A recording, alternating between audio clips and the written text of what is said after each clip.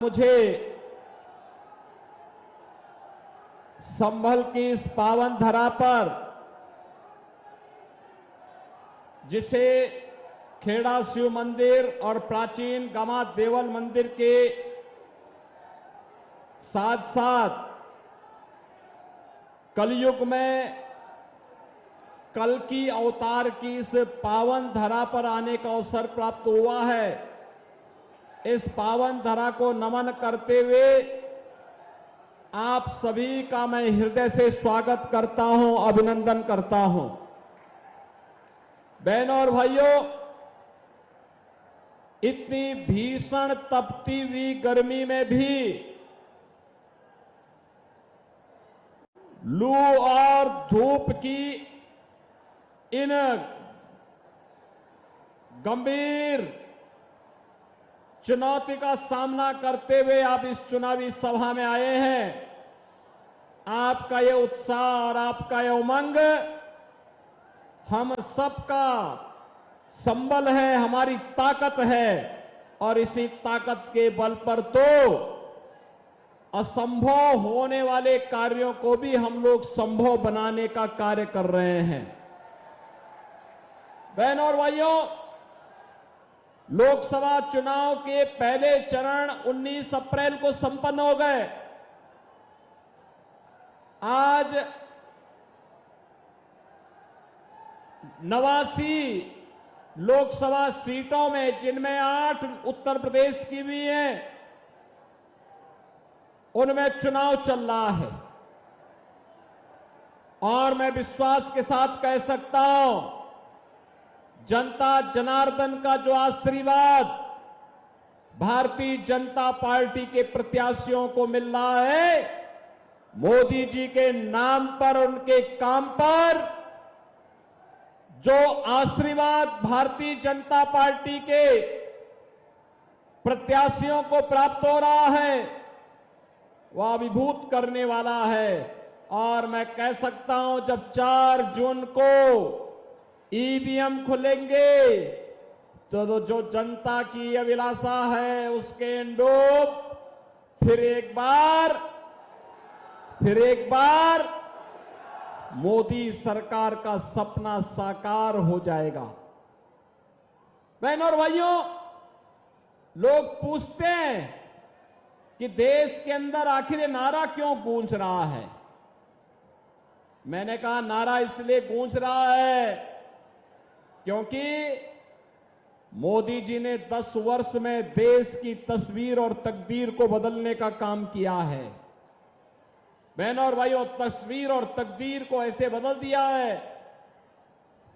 2004 से 2014 तक कांग्रेस नेतृत्व की यूपीए सरकार थी। समाजवादी पार्टी और बहुजन समाजवादी पार्टी भी बिन मांगे यूपीए गवर्नमेंट को अपना समर्थन दे रही थी। और उस समय की सरकारों के हाल आपने देखे होंगे।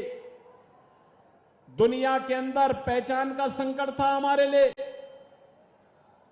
सीमाएं सुरक्षित नहीं थी, आतंकवाद चरम पर था, नक्सलवाद देश के अंदर तेजी के साथ अपना फन फैलाया हुआ था, आतंकवादी कहीं भी विस्फोट करके निर्दोष लोगों को मार देते थे।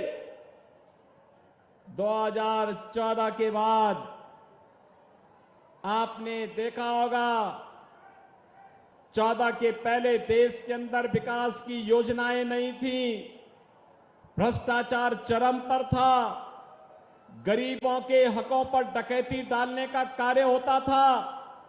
बहनों और भाइयों, 2014 के बाद दुनिया के अंदर सम्मान बढ़ा है, सीमाएं सुरक्षित हुई हैं। अब तो आतंकवाद और नक्सलवाद पूरी तरह समाप्त हुआ है। अगर कहीं पर जोर से विस्फोट हो जाए ना पटाखे का भी, तो पाकिस्तान पहले सफाई देता है कि नहीं, हमारा कोई हाथ नहीं है। बहनों और भाइयों, ये इसलिए संभव हुआ है क्योंकि एक मजबूत सरकार है। कांग्रेस और यूपीए की सरकार की तर्ज पर मजबूर सरकार नहीं है। मोदी जी के नेतृत्व की एक मजबूत सरकार है, जो कहती है वो करके दिखाती है। जब पुलवामा की घटना घटित हुई थी, तब प्रधानमंत्री मोदी जी ने कहा था, उन्होंने कहा था हमारे जवानों की शहादत, उनका बलिदान व्यर्थ नहीं जाएगा और हमारे भारतीय जवान पाकिस्तान के अंदर घुस करके आतंकवादियों की माद में घुस करके उनको सबक सिखाने का काम किए थे। पाकिस्तान चिल्लाता रह गया, जान बचा करके भागना पड़ा था वहां पर पाकिस्तान को। बहनों और भाइयों, ऐसे ही विकास के बड़े बड़े कार्य हो रहे हैं, बड़े बड़े कार्य हो रहे हैं। Highway, railway, metro, IIT, IIM, medical college, AIIMS, triple IT, NIT, world class universities, हर घर नल की योजना, ये सभी तेजी के साथ आगे बढ़ते जा रहे हैं। और गरीब कल्याणकारी योजनाओं की तो कोई गिनती नहीं। आप सोचिए, कांग्रेस के समय में, सपा के समय में, बसपा के समय में लोग भूखों मरते थे। आज 80 करोड़ लोगों को फ्री में राशन की सुविधा का लाभ प्राप्त हो रहा है। उनके समय में भ्रष्टाचार था, गरीब के हक पे डकैती पड़ती थी। और आज आप देख रहे होंगे कि देश के अंदर 60 करोड़ लोगों को तो आयुष्मान भारत में 5 लाख रुपए की स्वास्थ्य बीमा का कवर मिल रहा है।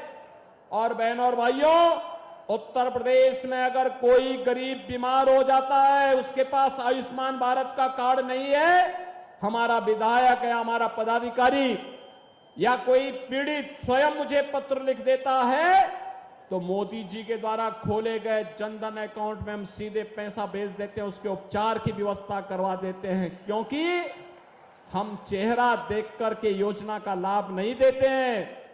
हमारा तो मंत्र है सबका साथ और सबका विकास का। बहनों और भाइयों, जाति, मत और मजहब के आधार पर नहीं, हमने तो जनता जनार्दन की सेवा को ही अपने जीवन का उद्देश्य माना है।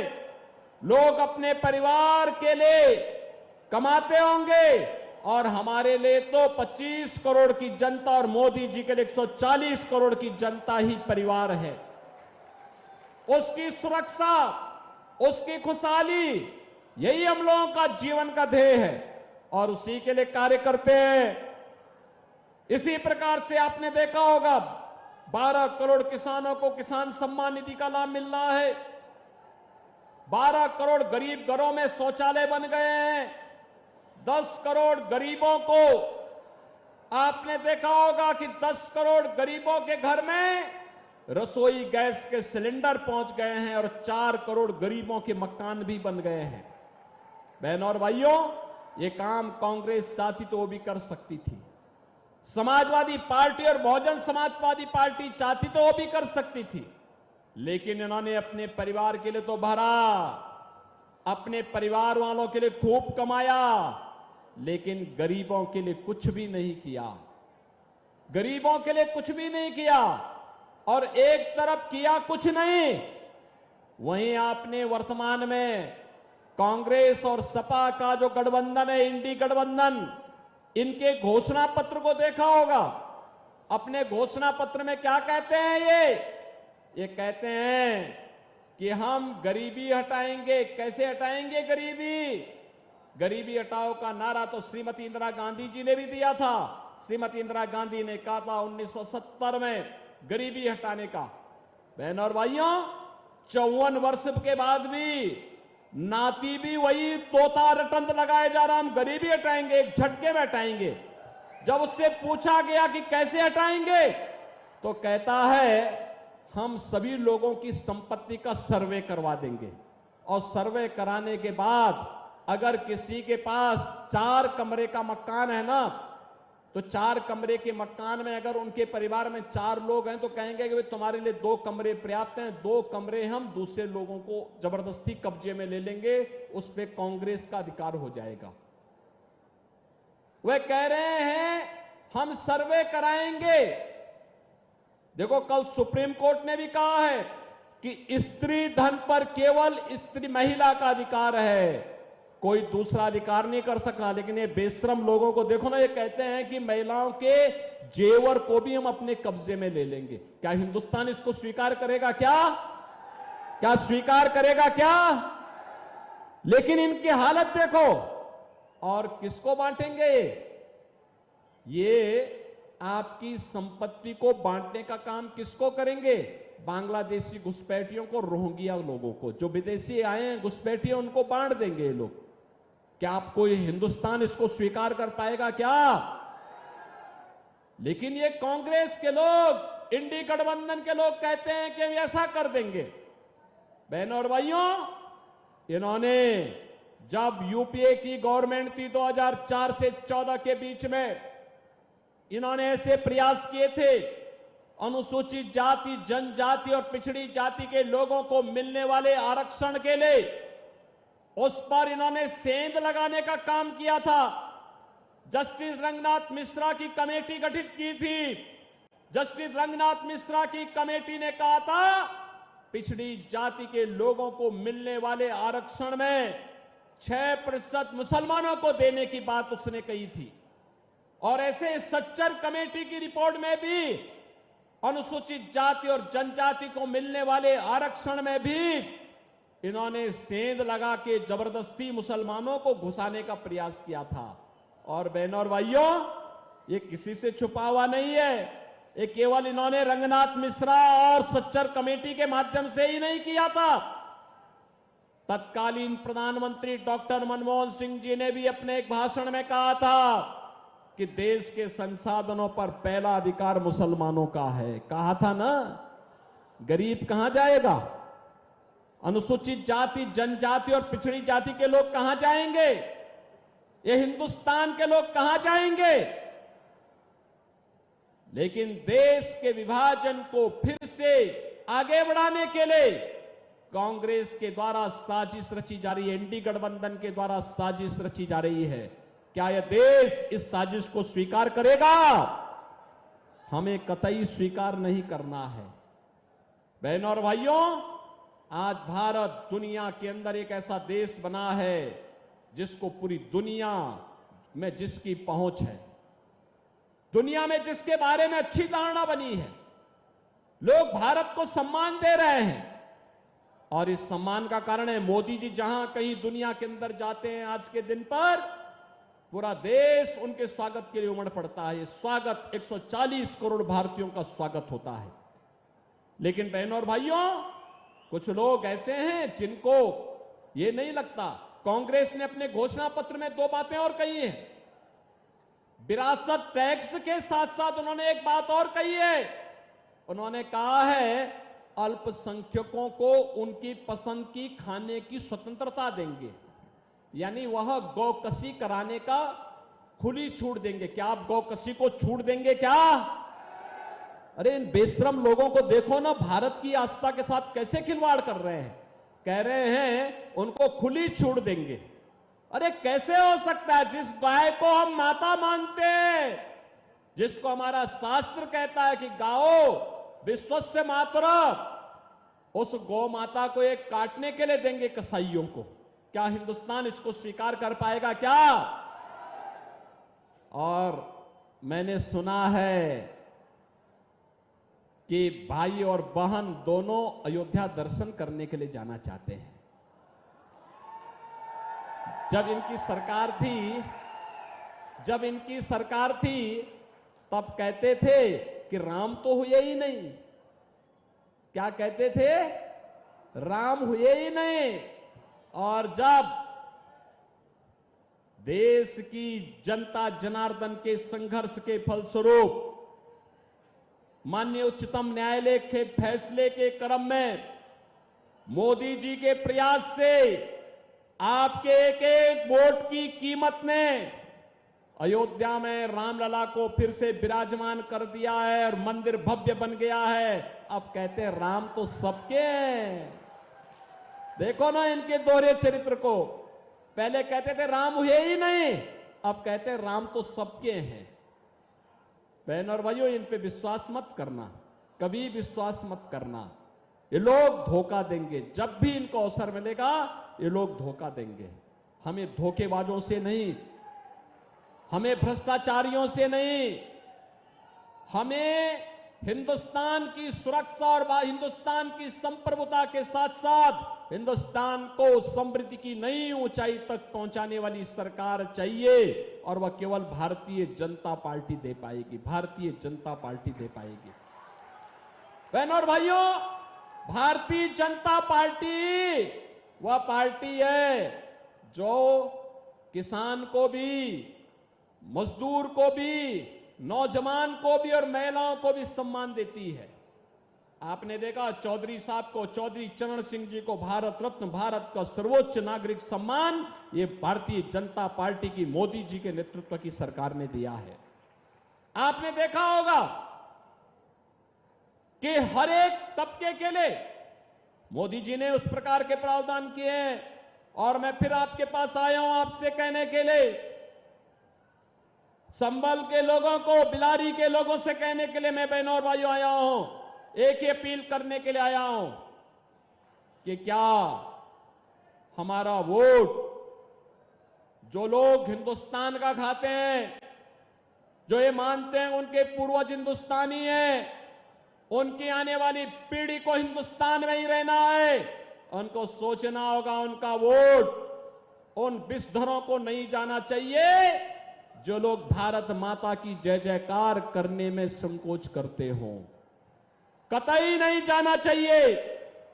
जो लोग वंदे मातरम का गायन करने में संकोच करते हैं, भारत माता की जय घोष करने में जिन्हें संकोच होता है, उनको आपका वोट जाने का मतलब आपके द्वारा भारत के खिलाफ साजिश रचने वालों को सम्मान देने का कार्य हो रहा है। और इसलिए मेरी अपील होगी, हम लोग भारत की सुरक्षा और संप्रभुता को ध्यान में रख करके आने वाली पीढ़ी के उज्जवल भविष्य के लिए हम लोग ऐसी सरकार बनाने में अपना योगदान दें जो मोदी जी ने आजादी के अमृत महोत्सव वर्ष में कहा था, एक आत्मनिर्भर भारत, एक विकसित भारत होगा, आत्मनिर्भर भारत होगा तो हर नागरिक आत्मनिर्भर होगा, नौजवान आत्मनिर्भर होगा, किसान आत्मनिर्भर होगा,